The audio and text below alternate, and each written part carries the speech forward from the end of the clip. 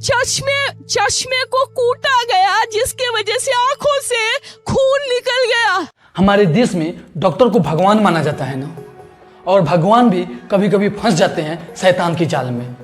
यही हुआ कोलकाता की एक ट्रेनी डॉक्टर के साथ।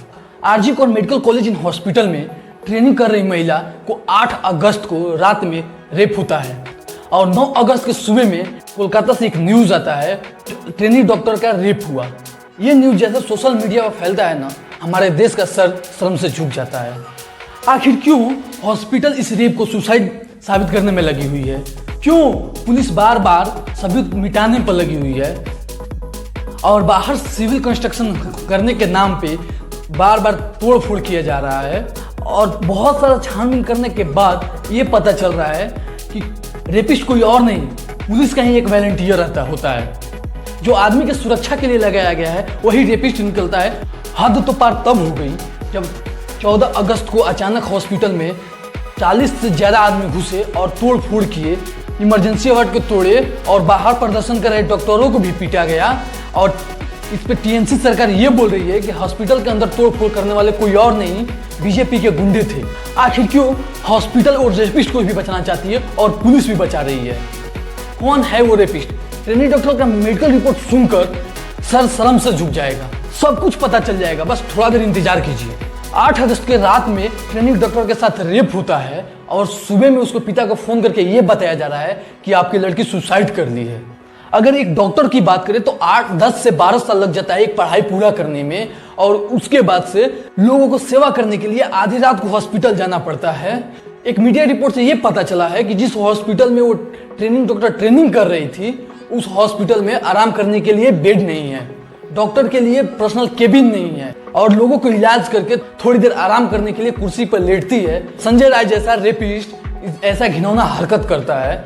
बंगाल पुलिस इस बात से खफा है, लोग बंगाल पुलिस की बात नहीं मान रही है। तो मैं बंगाल पुलिस से पूछना चाहता हूं कि क्यों माने तुम्हारी बात? तुम एक रेपिस्ट के बचाने में लगे हो। गवर्नमेंट बार बार बोल रही है कि किसी को रूम रेंट से देने से पहले उसका पुलिस वेरिफिकेशन करा लो, उसका बैकग्राउंड जांच लो कि कौन है, कैसा है। तो इतनी बड़ी गलती बंगाल पुलिस से हुआ कैसे? क्या पुलिस नहीं जानती थी संजय राय के क्रिमिनल बैकग्राउंड? ये वही संजय राय है जिसका 3 बार तलाक हुआ है, दारू पी के बीबी के मारने के पुलिस रिपोर्ट है। ये वही संजय राय है जो अपने हॉस्पिटल में सीट दिलाने के नाम पे कमीशन लेता था। ये वही संजय राय है जो अपने एरिया में लेडीज को गंदी नजर से देखता था। ये वही संजय राय है जो दारू पी के आते जाते औरतों को घूरता था। संजय राय जब पुलिस का वॉलंटियर बना तो क्यों पुलिस कैंप में ही रहता है, पुलिस के साथ ही सोता था? क्यों? वो तो एक वॉलंटियर था ना। मीडिया रिपोर्ट से ये पता चलता है कि संजय राय 8 अगस्त को लेट नाइट पार्टी करता है, शराब के नशे में हॉस्पिटल पहुंचता है, उस लेडीज डॉक्टर के साथ घिनौनी हरकतें करता है, उससे भी मन नहीं भरता तो उस लेडीज डॉक्टर को पीटता है, गंदी हरकतें करता है, उसको इतना पीटता है कि जिससे उसके आंख से ब्लड गिरने लगता है, प्राइवेट पार्ट से ब्लड आने लगता है, और उस दरिंदगी की इतनी हद पार कर देता है जब इससे भी उसका मन नहीं भरता, उस डॉक्टर को गला दाब के मार डालता है। उसके बाद से वो फिर जाके पुलिस कैंप में सो जाता है। इतनी घिनौनी हरकत होने के बाद भी एनडीए गठबंधन क्यों कुछ नहीं बोल रही है कोलकाता के ऊपर?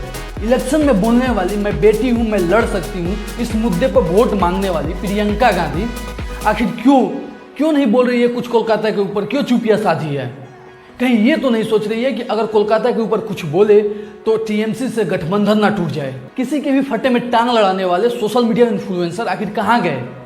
क्यों नहीं बोल रहे हैं कोलकाता के ऊपर? कहीं ये तो नहीं सोच रहे हैं कि अगर कोलकाता के ऊपर वीडियो बनाए तो हमारा 1000 से 500 सब्सक्राइबर कम हो जाएंगे? भारत के डेमोक्रेसी पर वीडियो बनाने वाले यूट्यूबर आखिर कहाँ गए?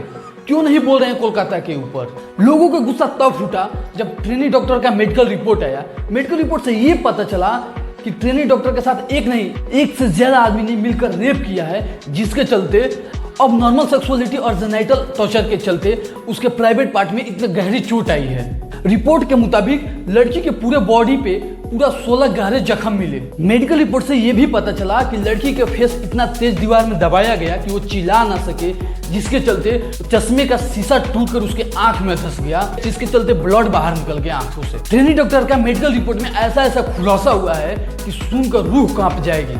पर दरिंदगी की इतना हद पार कर देने वाले संजय राय अकेला नहीं है, उसके पीछे कोई बड़ा चाल है जिसके चलते बंगाल गवर्नमेंट भी और पुलिस भी इस सबूत को मिटाना चाहती थी, बार बार इस केस को बंद करना चाहती थी। मीडिया रिपोर्ट के मुताबिक बंगाल केस को अब बंगाल पुलिस को से हटाकर सीबीआई को दिया गया है और सीबीआई गहरी जांच कर रही है। सीबीआई जांच में ये पता चला है कि मर्डर प्लस रेप के पीछे एक संजय राय नहीं है, इसके पीछे पूरे 4 लोगों की टीम है, जिसमें 2 जूनियर डॉक्टर है, एक कॉलेज का प्रोफेसर है, एक संजय रॉय है।